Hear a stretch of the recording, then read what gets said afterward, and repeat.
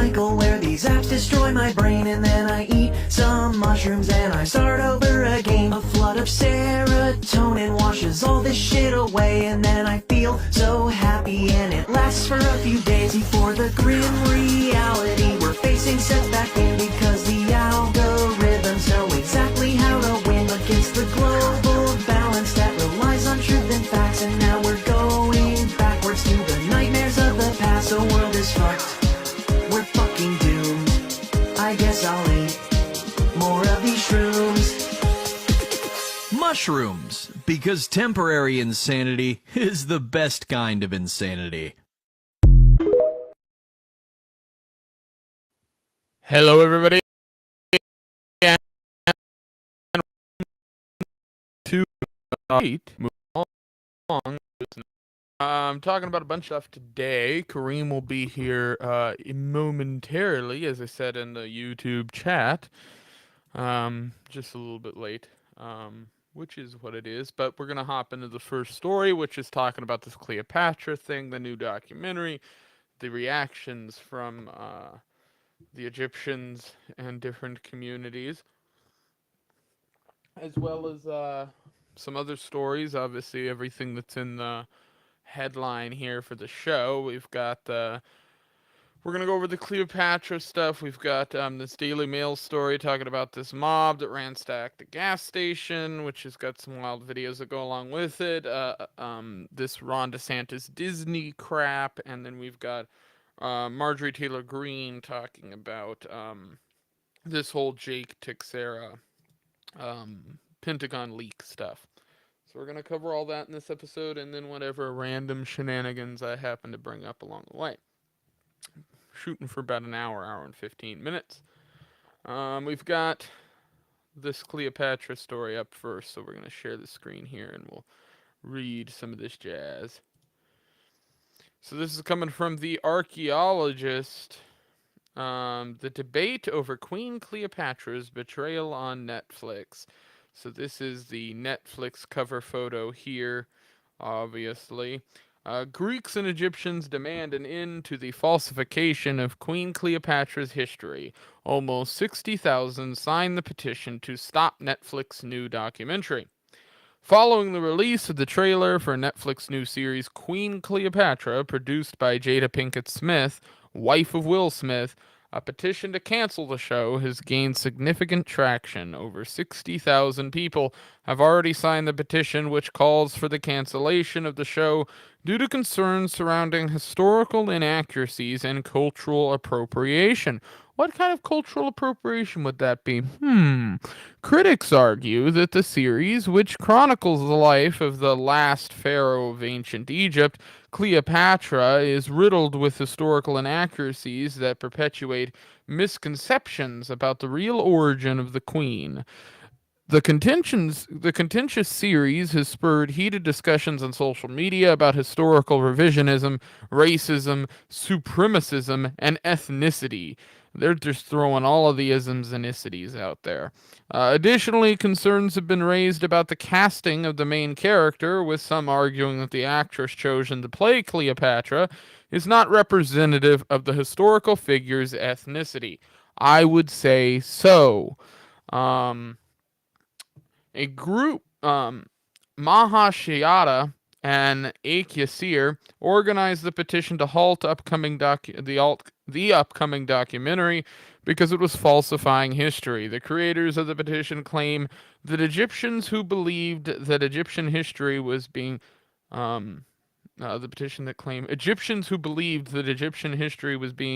misrepresented were responsible for its creation. A group's desire to claim Egypt's history, then deprive the true Egyptians of its being pushed via the pseudoscience known as Afrocentrism. They have their own isms, it appears. They are still trying to fabricate history using fraudulent articles and no supporting proof, according to the petition's opening statement. Quite well put, I might add. Netflix is yet to issue an official response to the petition, and the show is still set to premiere in the upcoming weeks.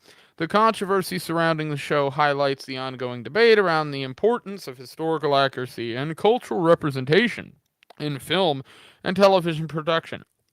That's how I feel about that. It remains to be seen whether Netflix will address these concerns or the backlash will be any impact on the show's release.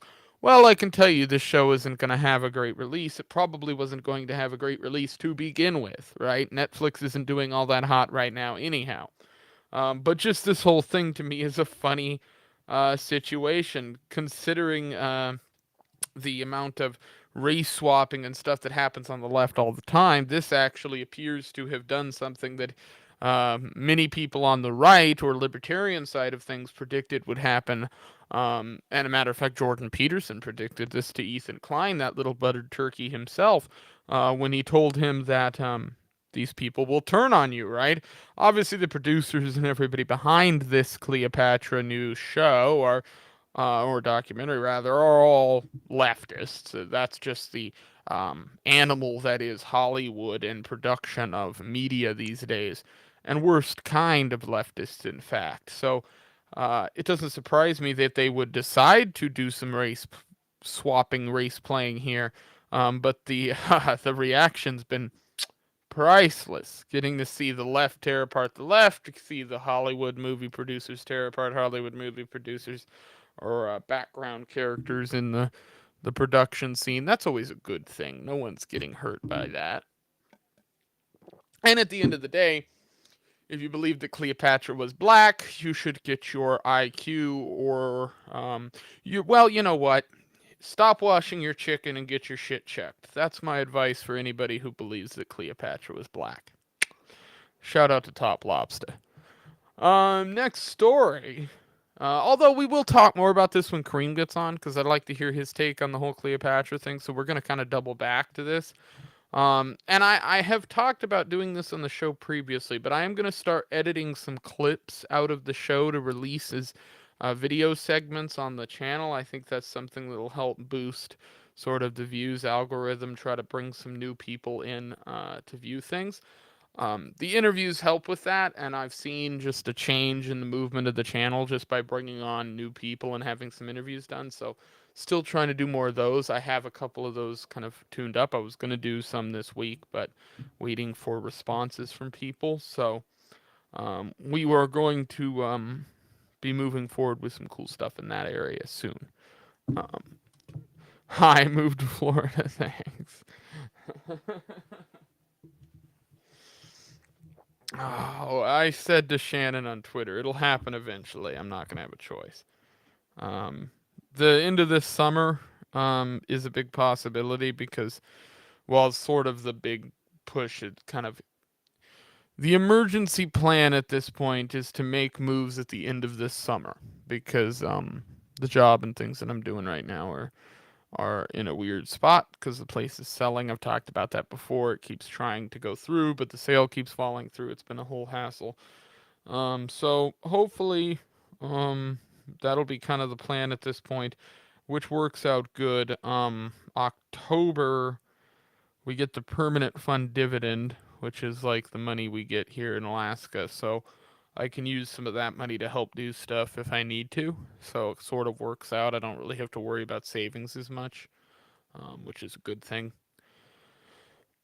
Of course, I still haven't decided on the cost effectiveness and where and work and all that kind of stuff. So there's a lot to do in between there. But I don't know exactly what I'm going to do. I really would like to start a business before I leave Alaska. Maybe something online, but I haven't really decided on that front either. So yeah, that's all stuff that I plan on doing a stream on probably here soon as some kind of update life thing. I used to do those on Twitter. I still do occasionally.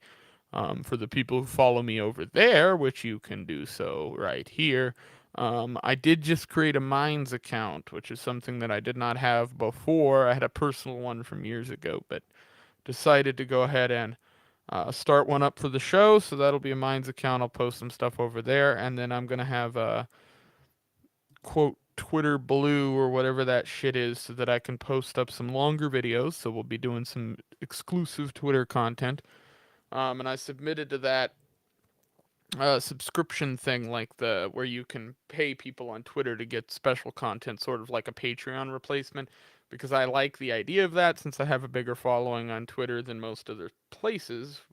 But a couple friends of mine have told me that takes a very long time to get a response on. So until that happens, I don't have anywhere people can really support me yet. I haven't decided on with before I move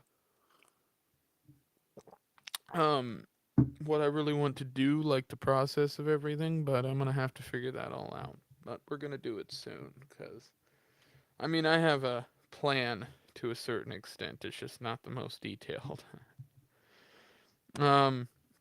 Next story here we'll cover, and then we'll go back to that Cleopatra stuff when Kareem shows up, which will be any day now, I'm sure. We're gonna work at this. So, shocking moment, mob ransacks gas station store and steals thousands of dollars worth of alcohol, snacks, and condoms during illegal street takeover. I love they call it a street takeover.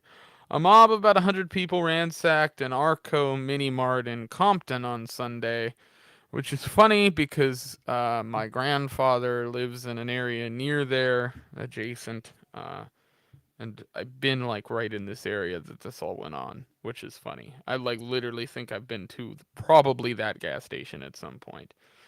Massive mob ransacked a Los Angeles gas station and stole thousands of dollars worth of alcohol, condoms, and snacks during an illegal street takeover. Really? Stealing thousands of dollars worth of stuff is illegal? Really? Never heard of that. As cops said, they were unable to intervene due to being outnumbered. Footage from Sunday around 2 a.m. showed a group stopping traffic in the Compton intersection of Alondro Boulevard and Central Avenue to drift their cars before charging towards a nearby Arco. Deputies said they couldn't intervene as a mob of about 100 people broke the windows of a mini-mart and wiped it clean because they worried about their safety, according to ABC7. Those involved appeared to be mostly men with face coverings that were seen snagging thousands of dollars worth of goods before all running in different directions. The store clerk locked himself in a restroom of the mini-mart until the scene cleared. So we're going to click on this video here and we'll go ahead and watch some of this. I got to figure out my audio right quick.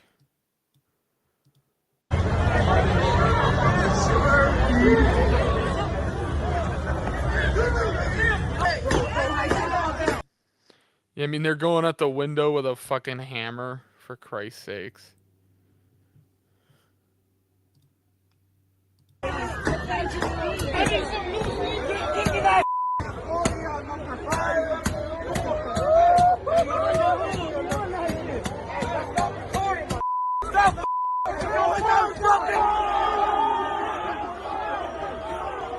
Jesus Christ, it's like a fucking stampede. Hello. Hello, sorry I was a bit late. Oh, you're fine, you're fine. I'll go back over some of the Cleopatra stuff that I was talking about here in a moment. I'm in the middle of well, I'll rewind it for you, but we're watching this this is in California. I've actually been to this gas station, which is funny. This is right around the area where my grandfather lives, so I've been like right here. But it's a gas station, like by Compton and Montebello. My grandfather lives in Montebello, so like when we went and visited that area just like 4 years ago, we were at this exact gas station. So it's like it was wild to see this going on. But yeah, basically, I read through the story already, but bunch of people blocked off the road and just took over this part of a street to do a bunch of drag shit, and then this is what ensued afterwards.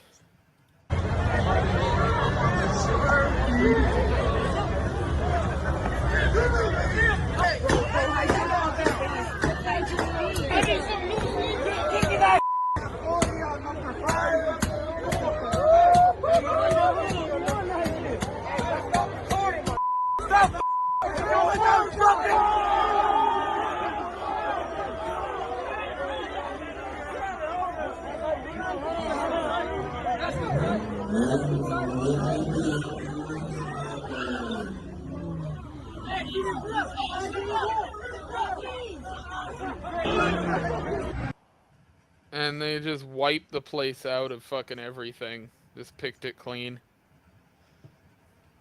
Which is, yeah, I mean, that's just bound to happen over there. It amazes me that people haven't, like, I mean, the problem is it's California, right? It's Los Angeles, so you can't do shit about it. Yeah. Like, because over here, if that started happening at convenience stores, people just get started popped. Like, clerks would just have shotguns. Like,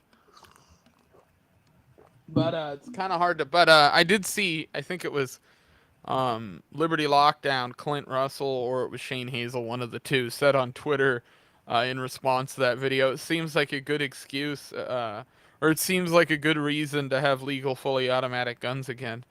And it's like, yeah, well, that's sort of what you'd need to get yourself out of a situation like that. A good fucking M16 or a Tommy gun.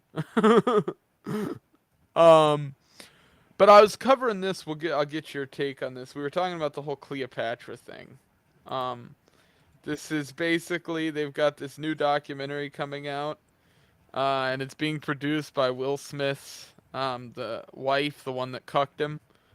Jada. And this is the portrayal of Cleopatra. And the Egyptians are not happy about it. They are. Yeah, fucking I'm mad. furious. I'm Egyptian. We were just reading through this article, and there's like a petition with like 60,000 signatures and shit, because they're like pissed off. Which, I mean, it is legitimately stupid. The guy whoever wrote this stuff did a really good job, but this was a great article I found yesterday. Yeah, I'm Egyptian. You know what I should do? I should sue them for like a couple $1 million and then use that to buy gold because the US dollar is about to crash. Yeah, I'm not. Think I should? Fan. Gold is a dangerous game too. I've talked about that on my show. But Bitcoin isn't. Well, it is too. Dude, check this out. I got paid. The lie right now, in my opinion, is that there's a stable currency. Because the reality is right now, other than literally like guns, ammo, animals, and food, commodity stuff, I really don't think there's anything right now that we could place our value in. But dude, check this out. Okay, get ready. I did some ninja stuff yesterday. I got paid in USD in Binance, set it to my MetaMask, went to Pancake Swap, swapped it in USDT, went to a bridge, swapped that in Ethereum, sent it to Coinbase, and paid it out. Right. I mean, I'm that's so great. fly. I just Bitcoin's stable. We'll see. Is Bitcoin stable? I mean, I don't think that crypto in general is stable. I mean, I don't think these things are as foolproof as people think. I think they're great, but I think they're great to an extent, and I think there's still a lot of work that needs to be done on how they operate. Because you need a medium of exchange. I get like people say like ammo. And well, no, this is the problem that I'm animals. stating right now. Is there isn't a good placement of exchange for any kind of currency. And that's the issue, because I can be like, yo, Leighton, okay, like I need something. It's like, I can bring over 2 cows. I'm like, but I don't have space for 2. Right. It's like, I can give you an AR. I'm like, I have one. Like, we're in a weird space because at the current moment, and this is just the way I see it, there are going to be people who hate my take on this, but gold is valuable, but it is not at the value that people think, and when the market crashes, gold will most likely have a monetary jump, but the crash that is going to follow that jump is brutal. We're talking about going down to hundreds of dollars an ounce, that kind of thing. And I believe that because of a few different reasons. One is that the federal government owns most of the land in the United States where gold can be mined, and they set that up in the LBJ days when he took gold and silver deposits away from people and stopped allowing them to supply themselves with gold. And he did it specifically for states like Alaska because of an argument that that Asians were going to invade and that we were all going to get taken over instead of the other way around, and that they would have access to mines. LBJ was super racist. When people like Trump was racist, I'm like, there's a lot of reasons I don't like Trump, but like, dude, have you seen Lincoln or LBJ? Like, those guys could have, white hooded it. And Right. Well, LBJ just didn't want to go the way of Kennedy. It's why he reacted the way with the USS Liberty, because depending on which version of the Kennedy assassination you buy, one of the reasons that might have got him killed was the fact that he wasn't playing as much ball with the Israelis as other presidents were before him. He I comes think it's a lot of things. I think people behind some put of the like, yeah. oh, Well, sorry. I mean, I do think it's a combination of things, but I think that certainly Correct. plays a big role because you have LBJ come along after him and basically just USS Liberty literally gets blown up, and his response is, "Well, you know, you know." So I don't think that's because he didn't want to do anything about it. I You have think the that's inside track because on. You have the inside track on the USS Liberty. Maybe you were involved. How do I know? I mean, you weren't alive. I think I'm a little young for that, but yeah, maybe a great grandfather or something. You got some documents in that dresser about it. You're like, all right, here's the DACA. No, I'm kidding. But my thing that I think is interesting is with Kennedy. I think it was the Federal Reserve, maybe foreign policy. He didn't want to get involved in the CIA. Actually, you know what is a stable currency technically, and you can do it and probably get away with it based on some constraints historically. What? And it is illegal now, but probably wouldn't be illegal then. Is I studied some. We're not close to Somalia. We're probably closer to the Soviet Union. But when Somalia that happened, yes, I know I study it too much. I find it interesting, but when the central bank collapsed in 1991 with Siad Barre, no new notes were being printed, so they started to deteriorate over time. So what some warlords did was just imprint notes into the country and start saying that. Now I know what people are going to say. That's counterfeiting. But when there's no state, it's not counterfeiting. Yeah, it kind of ceases to be counterfeiting if there is no federal currency. So basically, you know what's a stable money? Getting fake money or getting dollars out and then... Right. The problem with your scenario is America's in Somalia, and you've got a lot more people to convince to go along with your system. This is why gold is shiny and makes sense to a lot of monetary thinkers, because they go, everybody knows gold, everybody knows silver, everybody knows platinum, everybody knows diamonds. These things have had intrinsic value for thousands of years, da-da-da-da-da. Ron Paul's gone on about this, and I agree with him. He's right about what gold is. He's right about how it works and how the monetary system operates. What I think everybody gets incorrect, and I believe I have a unique perspective on it because I come from a state that was absolutely fucked by this, is that the government controls everywhere and literally owns the ground where all the silver and gold and oil and all of those precious things existed. So unless you can literally destroy the entirety of the state all at once, you are never going to be able to actuate those commodities into a currency because they can just manipulate it immediately the same way they do the Fed. Yeah, but okay, but here's the issue. Not necessarily, and here's why. Because if there is some kind of a crash and the federal government is involved, the federal government's going to be in turmoil. The federal government's not very efficient. If the federal government ever gets to that point, they will completely restructure the way they're doing things, take the power structure down to a funnel, and you will see a lot less power you'll see a lot more power being used in a much smaller group of people. And so that ceases to be a problem because the chaos can happen on the outside as long as a group of 12 or 15 or 20 people on the inside know what they're doing and are doing it. This is why we had the Kennedy assassination and a new government basically put in place. That's what Ron Paul said there was a coup. That's what he was talking about on Tim Pool. And I agree with him there, 100%.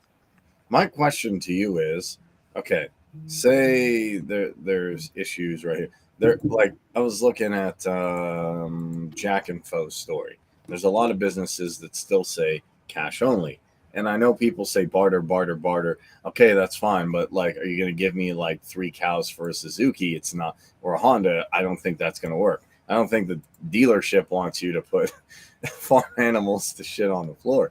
So there's going to have to be some commodity. Most business owners will take cash. So if you have physical cash, then that's pretty stable, because most Americans, for the duration of their lifetime, will be like, oh, green notes. Even if there's no central bank, they'll say, oh, green notes, value. It's a quintessential praxeological medium of exchange. So in that way, it's stable. Now, Okay, so the hear me out. problem. If Oh, you say tomorrow the federal dollar crashes entirely, okay, and everybody decides we need a new monetary system, right? Or say that happens the next year, it doesn't really matter. You've got individuals in places like Texas, Montana, Alabama, Mississippi, Georgia, Tennessee, Kansas. These are states that have large rural populations. yes. They don't have consistent power. They might not have consistent water even. These are areas where it gets choppy some places. And I like living that way, so I know how it works. Alaska is one of those states. Those people don't give a fuck about cryptocurrency. They're never going to use it. Yeah, those same people do not have enough exchange at this point.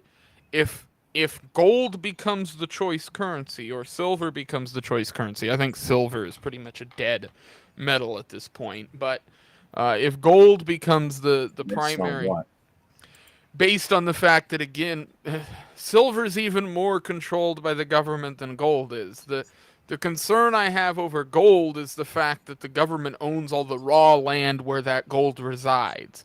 There's a finite amount of gold that exists in the world as we speak, right? Yeah. And then there's a finite amount of gold that exists that's processed, right? And depending on the type of mining you're doing, back in the day, you had placer mining, and you had people getting gold out of sluices and big trench systems and stuff like that. Yes. That's what was done in California and Alaska and Colorado, those areas. The problem now is that everything is hard rock mining. Everything is incubation mining. Fine. Those operations are much larger. And unless the state has already had hard rock mining in that area, it's very difficult, whether you're the government or an investment company, to start mining operations in an area if you don't know what you're getting into. So that makes states like Colorado, Texas, Alaska, California, and Oregon the most valuable pieces of land in the entire United States, because those are the states where there have been large gold rushes. Utah you could throw into that mix too, but the Mormons own most of that along with the mafia, so good luck. At the end of the day, if you have a currency crash and you try to make gold the independent value of that currency, or silver, both of these things apply to that, you're going to see the government, who owns 60% of the state of Alaska, who owns about 50% of the state of Oregon, who owns about 45% of California, or 60% of California, it's in that range. They own in 40 and 50. Basically, every state that I just named, the federal government owns at least 40 to 50 to 60% of. So and all of the land they own are mostly national parks. It just so happens that those national parks coincide with where most of those gold mines and deposits were placed during those rushes. Yes, so they have strategically put themselves in a position where the second that scenario plays out, they have a complete valve on the gold market. Okay. They get to open it and close it when they want. So, okay, then actually... That means they control the inflation rate. That means they control the stock portfolio amounts that you can trade on gold stock you're agreeing value. with me, correct? Well, You're agreeing with me? In a way, yeah. I'm stating that gold... Yeah, because you're living rurally, and you said you like living rurally. I don't know if you'll do that in Florida if you go there, but... No, I don't live rurally now. I don't necessarily like living like that, but I recognize why a lot of people do, and I believe it's going to become... I thought you said you did. Well, I thought you said you did. Or maybe I grew up living like that. I don't need more. I live right now in an apartment, not an apartment complex, but a single story, like apartment unit thing Okay. in Seward, which has a population like 2,000 people. So I live in a very small town. Okay. So I do have some comments on that. There are people who seastead. I get it. I'm looking at this stuff too much. There are people who seastead that are away from civilization. If you It's a really thing. wanted to do that, the best way to do it, and I've talked about actually doing it with a guy who on the coast of the UK. I can't remember what they call it, but it was built during World War II, and it was a big thing that they used for like army placement. But it's technically in international waters. And so when the war ended, a bunch of guys took it over with helicopters. And there's like a house up there. There's like a 3-bedroom house and like area to have a little farm space and stuff. Um, and the new guys came in, took it over, and then another guy came in and held them up at gunpoint and took it over. And no one can do anything about it because it's in international waters. So you could literally theoretically shoot someone and there's no one to arrest you. So, um, yeah, I would just take it over. There was a guy here. There's guys over there now. They've invested like a couple $100,000 into it. The problem is like if you got a couple boats, like good fishing vessels, and just went over there with like guns, you could easily take the thing. That there's no, it wouldn't be the most difficult operation. Yeah, I mean, yeah, but okay. All I'll say is this: I know some people who offstead, off grid, whatever you want to, homestead, things like that. I do know some people, not a lot, and yeah, you could take them over the ground, but I know some folks who have that lifestyle that do like cryptocurrency for its decentralized nature. And hey, if you're going to run a generator, or if you're going to have a generator, might as well have a few mining rigs, right? And you can correct me if I'm wrong on that, but there's that. Also, I think if you're saying, fine, the Fed owns a lot of the gold, which they do, the Fed owns a lot of Bitcoin, and, there's a lot of bad actors in Ethereum, which is true. There's a lot of bad actors using blockchain who want to implement CBDC, which I don't think will work, but that's all correct. So I guess my answer to you is, but you need a medium of exchange. You can't just throw I can't just be. I mean, you can for sometimes, but I think that's my argument at its core. So it's just cash, Yeah, just physical. That's physical cash or fake cash that looks real, and people just say, "Oh, it's cash." my argument at its core is that you're right, spot on about the gold thing. With the crypto thing, I think it has a scaling issue still. The technology hasn't caught up with what the thing actually is, and that leads to a situation where, like I said, about 30 to 40% of the population will never use the thing. Um, on the other end, I don't think. yeah, How do you figure that? well, I figure because again, if you're looking at it, the guy who is living on a farm who's quote homesteading, a lot of people have this fanciful idea of what that looks like. Like it's some guy who knows about the internet and he knows about the way the world works and he knows about politics and he's up to date on everything and he sits there at his computer and he plugs it into the wall socket that he runs off of his generator and he's got his solar panels and he has a fucking goat out back and all this shit. The reality is most people do not live like that who live in rural areas. They live like I did growing up, which is you don't have those luxuries, you don't have those things. And those I people get are that. not going to be connected to the system that is involving cryptocurrency as a whole, which is ultimately internet culture and monetary theory culture and the books and colleges and places that talk about those things. They don't give a fuck, and they're never going to give a fuck. And if you pull one of those guys off the street, which many people did when Bitcoin was pennies on the dollar, and go, buy this thing because it's going to be expensive and you're going to use it, they're going to look at you and go, ha ha ha, and walk away. And that's exactly what happened. I did that. Yeah, so, I did that. and those people might be looked at as stupid 10 years down the road, but in reality, it's like, not really. I mean, if anybody walked up to you off the street and told you, hey, buy this thing, or some buddy of yours told you, hey, buy this thing, even now, you're probably not going to listen to them. That is the reality. Because when it comes to money, when it comes to giving up what little bit of wealth you've accumulated, humans are very fucking sticky when it comes to that stuff, and they do not want to give it up. I agree. I agree. Well, yeah, and they want to increase it wherever possible. Yeah. I guess my thing would be to say that I don't think 30% or 40% is of America or the world is living quite like that. It might be 1 or 2% won't adopt it. That I would accept. I don't think I think your margins are way off because I think when you look at places like I'm biased. California even where you go, this is a state that's totally connected, right? I mean, it's the epicenter of the tech world.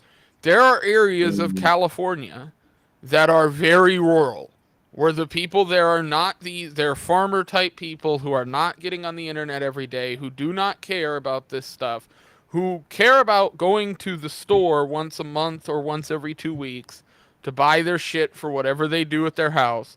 And if you tell them they can't buy that stuff unless they download an app or go on their computer or go on a ledger or go get a drive or get this electronic doohickey that they're going to load their money on, they're going to look at you like you're fucking crazy and they're going to find some other way to buy their products. And so you're not going to enter those people into the monetary system, which means eventually you're going to have a splitting of those currencies in which you're going to have one group of the population that wants to use one thing and one group of the population that wants to use another. And correct. technically that can exist, but it isn't very fucking conducive and it turns to It shit is. It very is. quick. Wait, no, wait, whoa, wait. I'm not. I'm gonna. I don't have a good argument here because I'm not actually an Austrian economist. I just listen to them, so I don't know what you'd exactly phrase me at. I'm a dude who likes to do IT and listen to Austrian economists and then tell people about like, hey, marginal utility theory means this. Here's how people socially cooperate. Yeah, but here's the I don't know. thing. Theory, in my opinion, this is the But problem with theory, is it this doesn't isn't deal in theory. reality. It deals in Okay, theories. so in reality, Scotland and Switzerland, and me, I've talked with this about it with a British ANCAP. Scotland and Switzerland did have at one time competing currencies, and that actually I believe did Italy has at benefit their one point economy. too. Yeah, and Italy did too.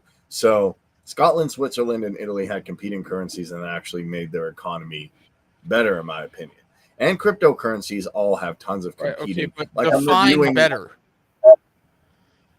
I mean, better as in They were more both economic. state-run currencies. They were both controlled at a banking level. They both could be manipulated by whichever state were controlling them. There was no benefit to either one of those currencies. They were both the same. The only difference was they had a placer name next to them, the same as a Democrat and a Republican. There's no difference.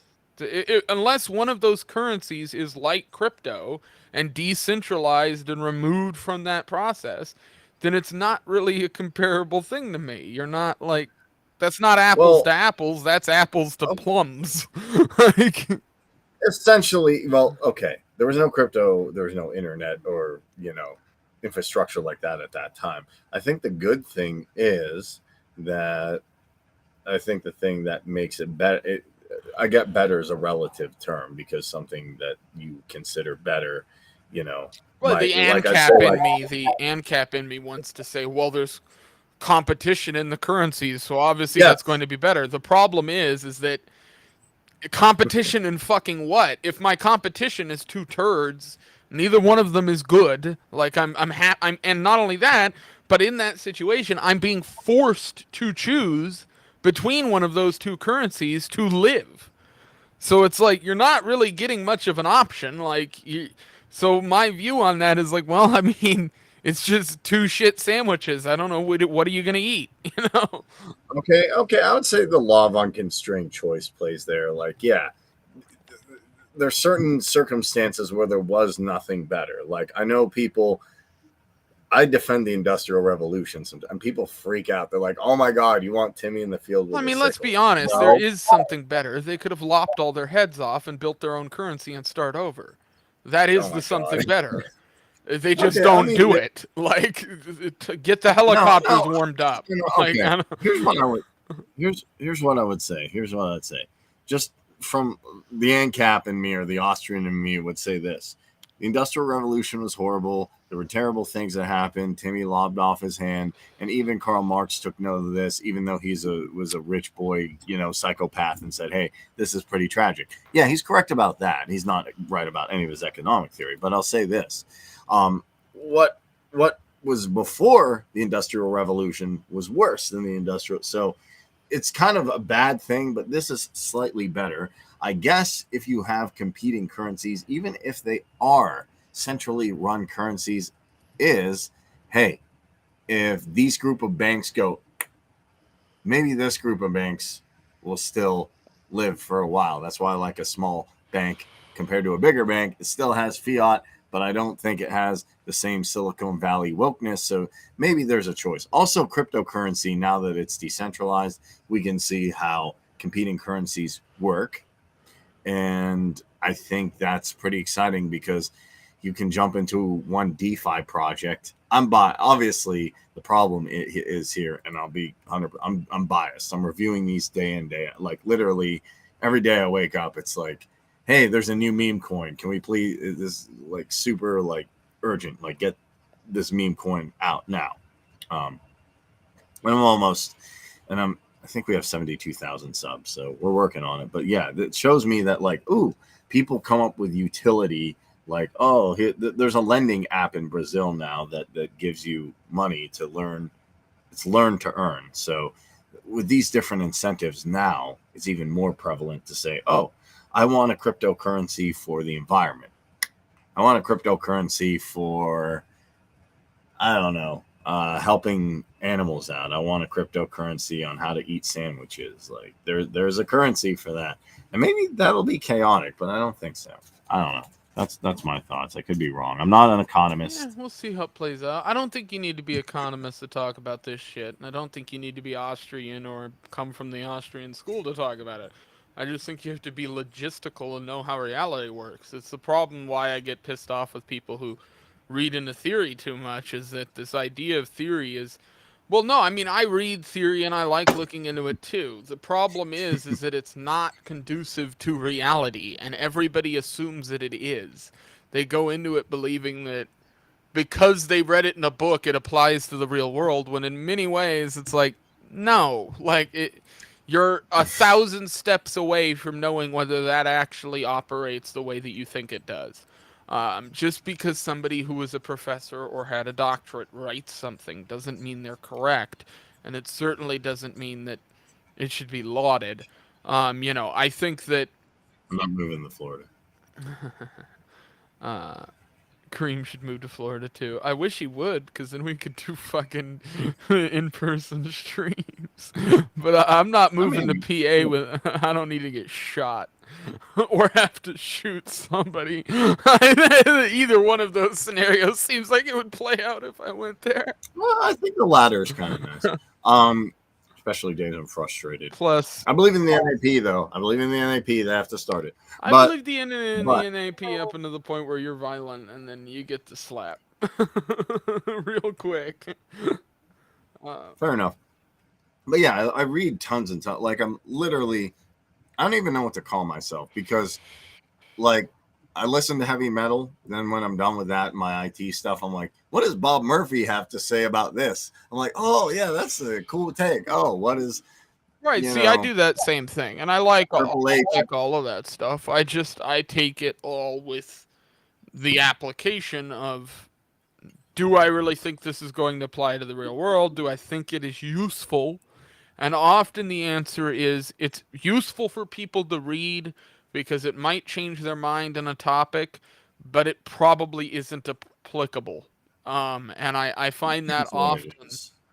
Well, I find it a lot But with the Mises, economic monetary theory stuff, because I think people have this fanciful idea of what monetary theory can become and what it is, and I think it's a lot harder to do than people think. I find it a lot with the anti-war stuff, because there's this sentiment in anti-war people that there just will never be conflict, and I think that's a stupid thing. I I don't don't know think who's that's saying ever that. reality. There's going to be conflict constantly. I see a lot of anti-war people from the left who have this, idea in their head that all war is bad. Okay, well, Well, yes, it all is. war I is mean, that's bad not in the fact that it's negative, but some wars are justified, and if you win a okay. justified war, that can be inherently good. Okay. So I don't think that, I don't think that necessarily plays right, and I think don't that's think why it loses so many of the old school conservatives don't go that way, is because they feel like that I would say sentiment all is war there. is bad, but there's sometimes is justification, like the Revolutionary War, or if you're Right, trying to like so for unite your instance, community. But it's in not good. 1948, No one's like, the Israelis came in and incubated themselves into somebody else's country and then just started booting those people out of their country by hand and replacing them with white people who were mostly Christians who came from the West.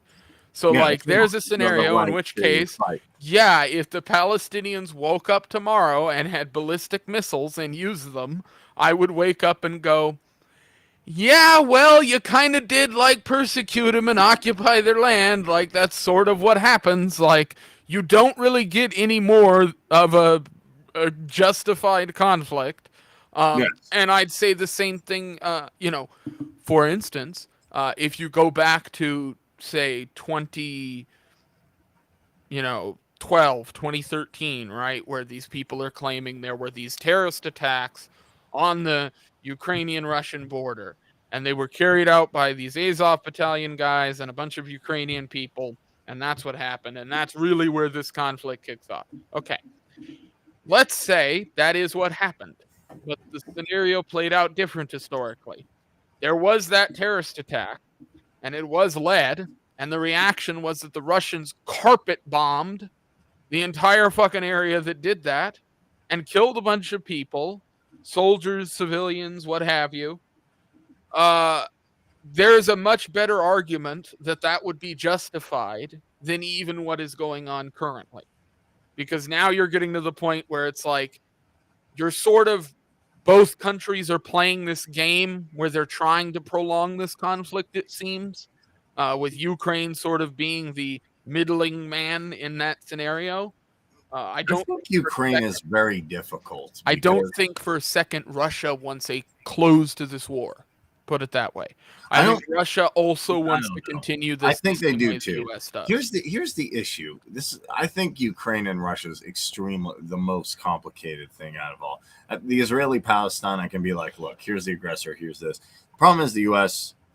Did a coup there. A lot of Russians feel Ukrainians are Russian, maybe Ukrainians. I think some Ukrainians don't.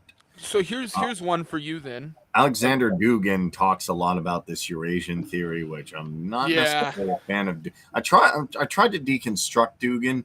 Basically, what I came up with is he says that fascism, communism, and collectivism are bad, but collectivism under traditional methods, which seems to me it's almost like traditionalism with paired with. Again, I don't like getting into that kind of, it almost seems like they're hiding the goal.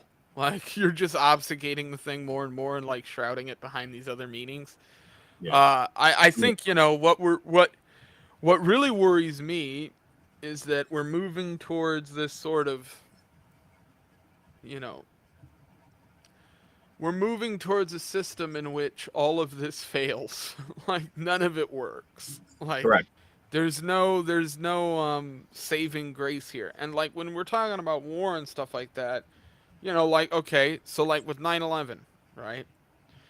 Let's say that event happened and carried out the exact same way historically it's seen, but the investigation turned up that either it was guaranteed to be these, quote, people in Iraq or Afghanistan, or it was determined that it was for sure to be terroristic military group that was being partially backed by Israeli counterparts. Say that either one of those scenarios played out. Would the U.S. have been justified in responding to that with military conflict? Do you think that that would be a justified response? No. Because even many libertarians I've spoken to about that have said they do. If another country and that country's leader or semi-leader launches a terrorist attack against U.S. citizens, and it's in a constitution, it's in all these documents that the U.S. is supposed to protect its people. So, Yes. I feel as though you get to a point where if our country is in the position it is in, and it was in, say, 20, 30, 40, 50 years ago, then yeah, they almost don't have a choice. There has to be some kind of response. Which is why, when I look at something like 9/11, it's so obvious that this was a situation where the U.S. realized we have to do something, so let's get the most benefit out of it. What country do our allies not like? Okay, this one. Which one has oil and opium? Okay, this one. Okay, then that's the one we're going to target for this. That's what 9/11 to me looked more like. It was just convenience for the government. They got to choose an enemy that a lot of people hated, including Israel, and that was the end of it. Right now, we're in the same position. Like there's no shared hatred, if that makes sense. There is no big bad enemy because half the country supports Ukraine right now, and half the country could give no fucks. They do not care.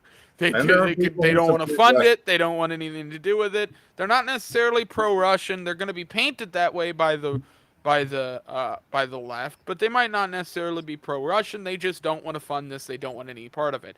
You've also got a huge part of the population that doesn't really even care about politics, but is taking a look at what's happening in Europe.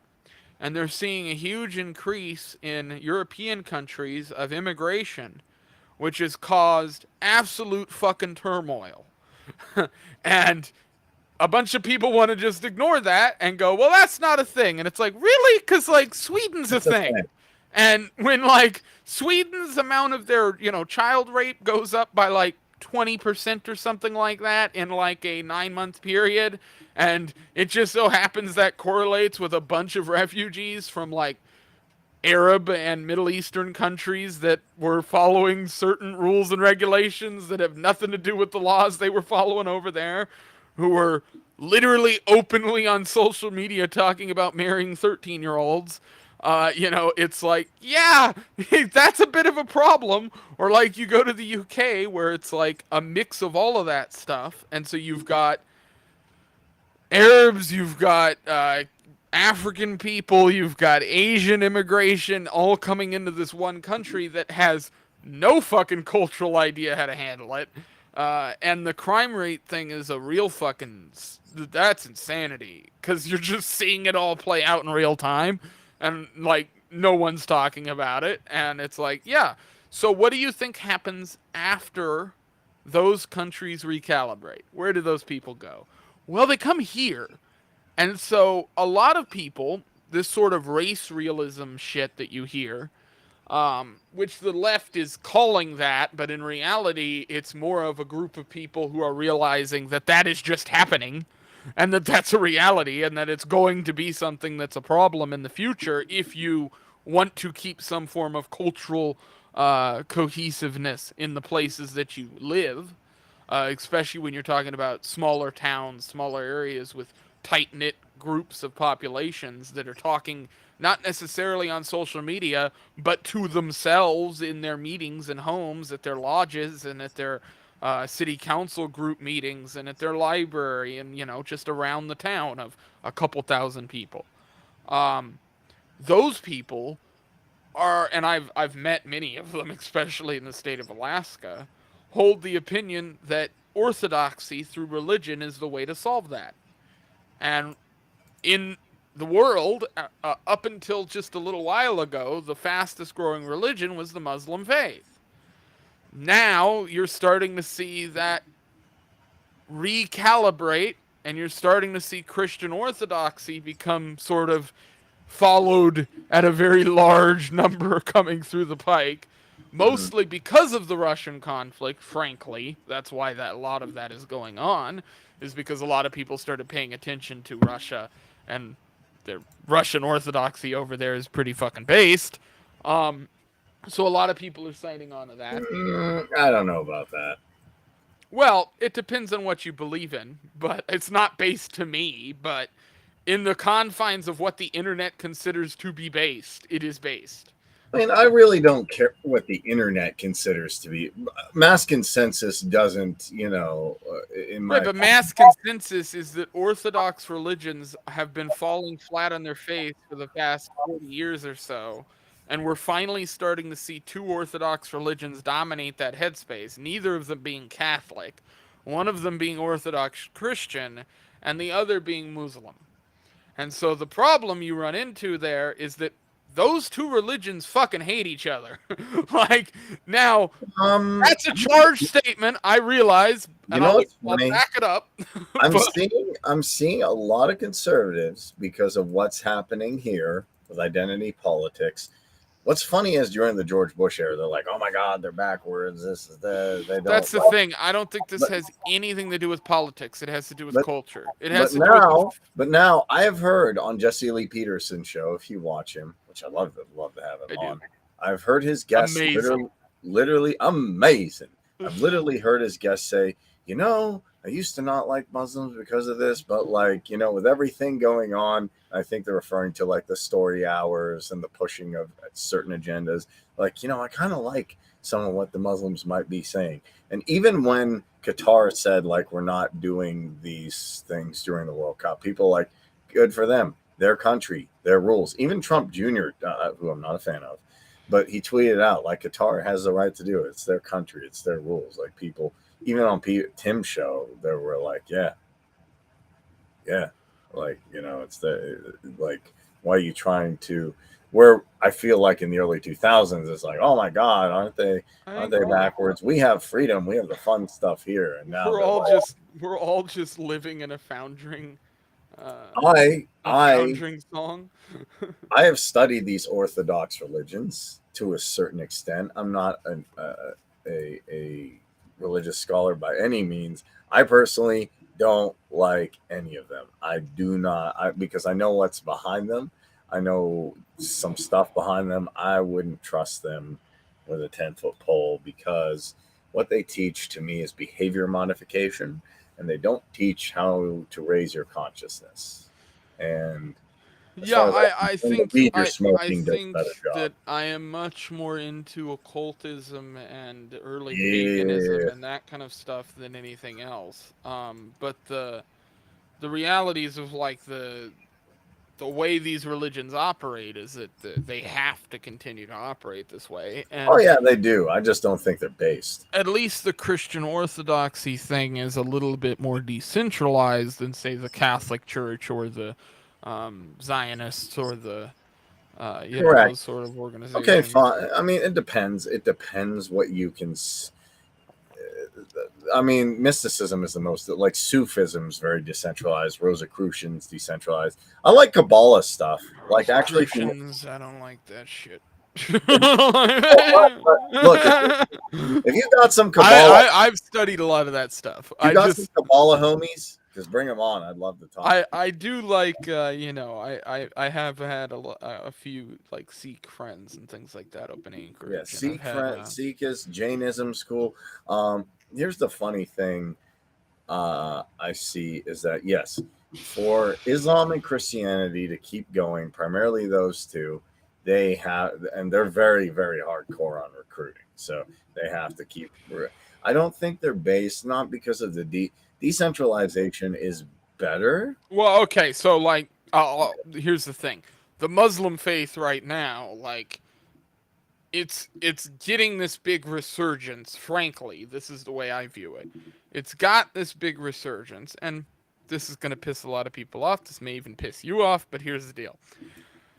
Saudi Arabia and a lot of these Muslim countries realize that all the other religions have done something that they didn't do, which is invest. They didn't put money into the pockets of the people who talk about religion in the right way.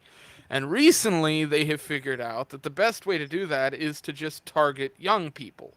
And so what you've seen is you've seen people like Andrew Tate. Yes. You've seen people like, I mean, I could name you, I could go through in the next day or two and create a list of 100 big content creators who have all become Muslim within the last 3 years, 4 years. And all of those people immediately have talked about the religion publicly, have talked about how they, this is what you should do, this is what you should follow, these things. There's a reason behind that, and it isn't the faith, it's the money that's behind it. And if the Saudis recognize, or any group that believes in that structure of faith, you can get into the Sharia law thing and that whole thing, but it's regardless of that. Anybody who believes in those main components recognizes that if those young people are watching those content creators, you can pay those content creators the same way the Catholic Church was, the same way the Zionists did, the same way any of these religions, Russian Orthodoxy most certainly. You can pay these people, basically pay them off or threaten them, whatever you really need to do. I mean, I don't think these guys are above anything. And in return, you're going to get somebody that's going to spread that message to not hundreds of people, not thousands of people like you could get from a senator or some person who's local to a town.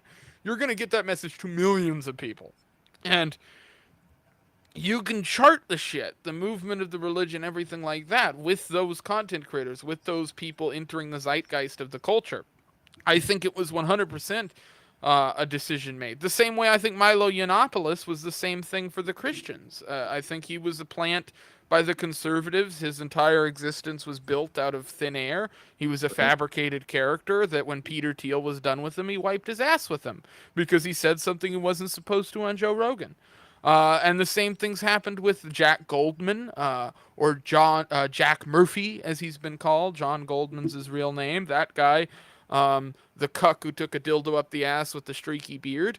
That dude, that guy was literally manufactured his entire existence. He stole money from a school and then literally wrote a ghost-written book about him turning from a left-winger to a right-winger and began going on the media circuit and was immediately accepted into it with a very small following, which he created a harem of fucktards on the internet with. Here's the reality. Yes, you can get Andrew Tate to say, Islam, or you can get like a cool, I don't know. Dude, there are fucking Muslim furries now. Like, I've seen actual Muslim furries that have thousands of fucking people in their comments. That's so it's anyway. Well, yeah, I fucking agree. but it doesn't seem to matter to them or their little bushy fucking tails. So it's that meme, if you've ever seen it, as this guy said, Abdul, get some rocks. No, you know what it is? It's the guy who's sweating with the two buttons in front of him, and one says just reset, and the other one says fuck it, and everybody's hit both buttons, and so no one's doing anything, and so these religions have just kind of circled the fucking wagons. Like, listen, these faiths have to do this because they have to target demographics that other faiths aren't, right? It's the same reason why Mormons still go door to door in their suits and ties or their white shirts. They don't have to do it. It's not a quintessential praxeology. You don't need it, in my opinion. That, like, I think once you become in an organized religion, I do think it's a quota thing, right? But you have to want. That has to come out of a want, and you take your time. Yeah, it's a quota thing. It is definitely. Here's the thing. Like, I've been friends with people who were involved with like very cultist religion things that existed here in Alaska back in the 90s and early 2000s that are still around today. But the reality is, like, a lot of people, especially when you're talking about organized religions where people have grown up in churches, have grown up in mosques, have grown up in synagogues, have grown up in missionaries, whatever the case may be. When you're talking about people who have been... it really is a form of grooming from the parents' part. Like, that's going to piss a lot of people off. But we're gonna get canceled here. The child doesn't have a way of really understanding the things that you're telling them until they're slightly older. And this is why you see so many people who are kind of indoctrinated into the like heavy Catholic, heavy Orthodox Christian, heavy Muslim, these sort of the more heavier on the religious side of those religions. You'll see those people break their religion by the time they're 18, 20, 25, very young, and that's because why the fuck wouldn't they? You created this mold of existence around them and coddled them for their entire life, and then when they finally left and had to go into the real world, they realized that only a certain percentage of people give a shit about their faith. And so in reality, you're going to be tested on a daily basis, and it's not something that you're going to be okay with. And most likely, you're going to fall out of it. I was somebody who believed in Judaism and that whole thing up until a certain point, and eventually I just went, yeah, this doesn't really make sense because, you know, of everything that was going on with the people who were following the religion, who believed in it, who Yeah, were and I don't propagating it. have a problem with Hasidic Jews. Actually, I like some Hasidic Jews in New York that are, funny enough, angrier than me. Which Yeah, is Hasidic ironic about this. Jews are infinitely ignored by the Jewish community because most of them are Ashkenazi. There are a Which is lot of interesting because those are like, we speak for you, and they're like burning Israeli flags. Like, what are you doing? They're like, well, because the Ashkenazi are so when the Herzog papers, all that shit were written in the late 1800s. You had the propagation of Zionism come along in the early 1900s, and by the 30s, 40s, that's sort of the way of the land in the Jewish community. You had a lot of Ashkenazi Jews who were, frankly, not as powerful, not as wealthy, not in as good of a position as the rest of the Arab Jewish community, as well as the the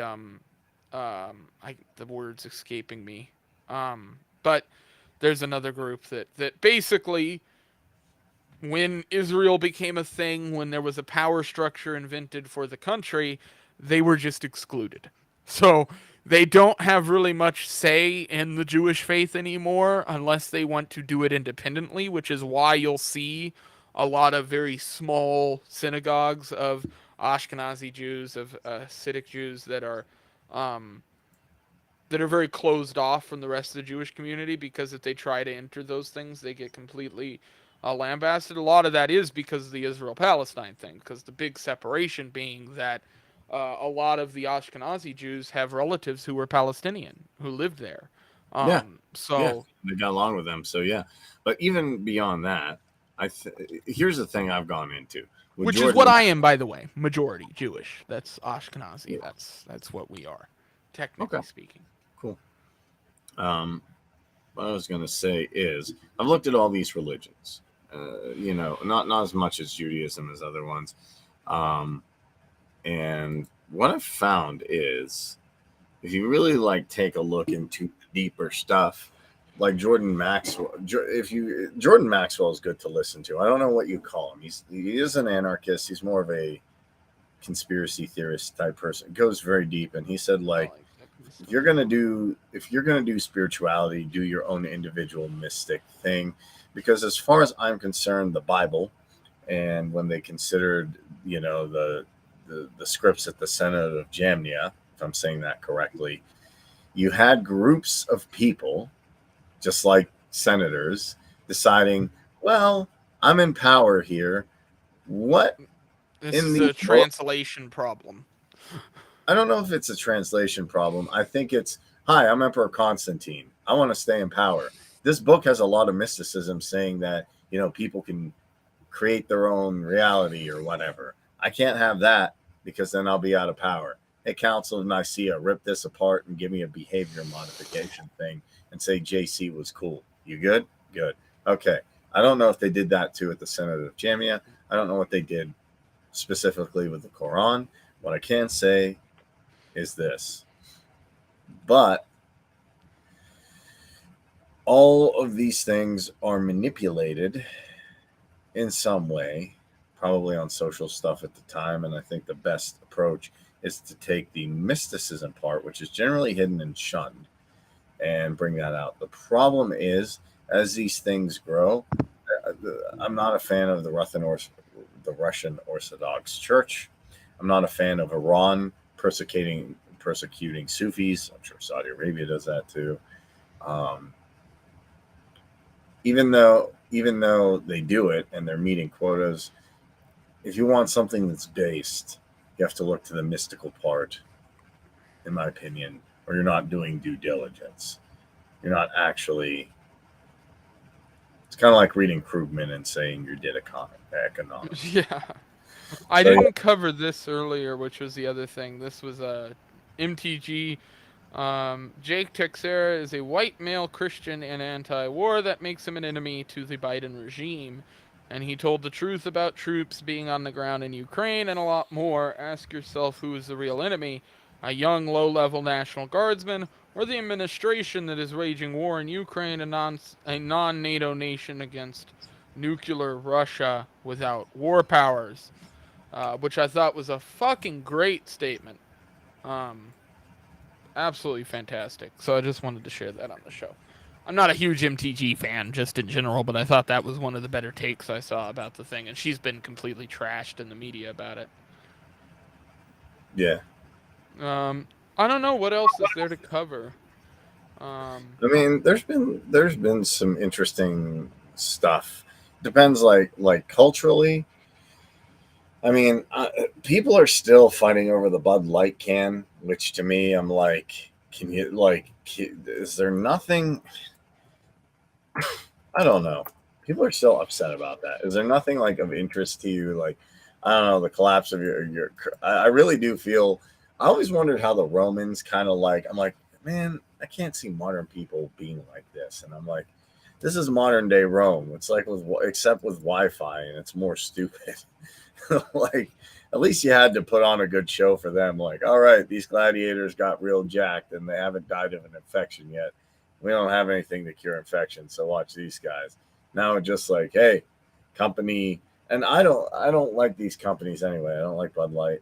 I don't care for it, but I think there's more important things to look at than this.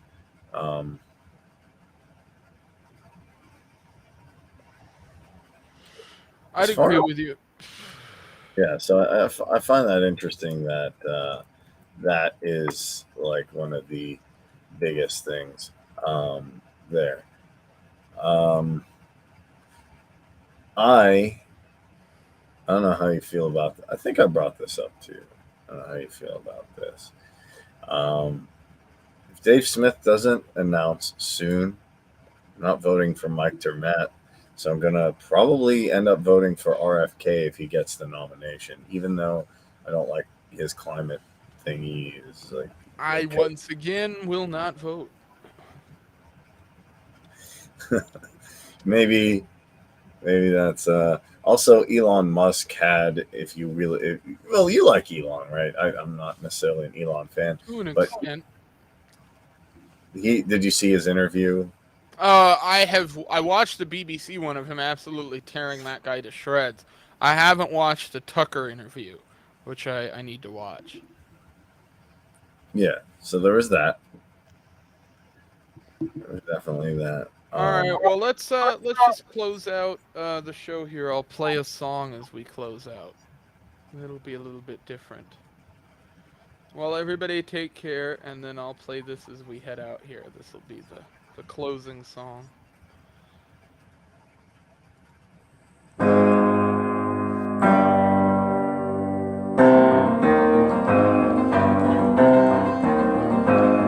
When I was a lad, I was head of every class. I asked my dad how long these good times would last. He said, hey son, they've never really begun, 'cause you raise us for being born Caucasian. Look around you and you will see it's a clown world with NPCs. They will judge you, begrudge you, because you won't conform to the norm. You've been warned. No Russian ever call me a cracker or white privilege slacker, no siree. In my own country, I'm persona non grata, fighting an intifada to die free. By the age of 18, my ADHD led me to the 88 keys. Easier to make it as an Asian lady, it seems. My dreams to bring these songs overseas grew wings, leaving me counting all these sheep.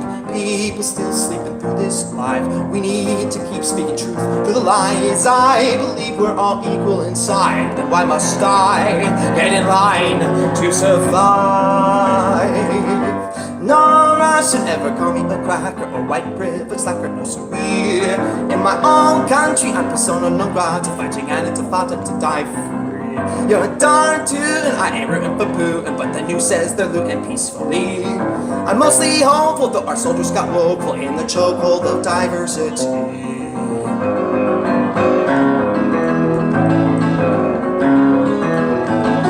Spent most of my youth, you know, becoming best at piano. Do you want proof? I knew how to play Tina when I turned 22. It's true, I'm underrated and I have the wrong hue. I might be the greatest someday. They will see you for what's inside. Why keep stumbling through life in disguise? Rise, remember we're born into light. Don't lose sight or be frightened, it's alright. No rush should ever come in the crack or white ribbons like a nursery. In my own country, I'm persona non grata, fighting and to fight to die free. Oh, Daddy Vladimir said Nike no liking, hikes deleting the whites from airwaves. It was right to be black, we back in slavery days, to let the pendulum sway the other way. All right, I will see you guys. Have a nice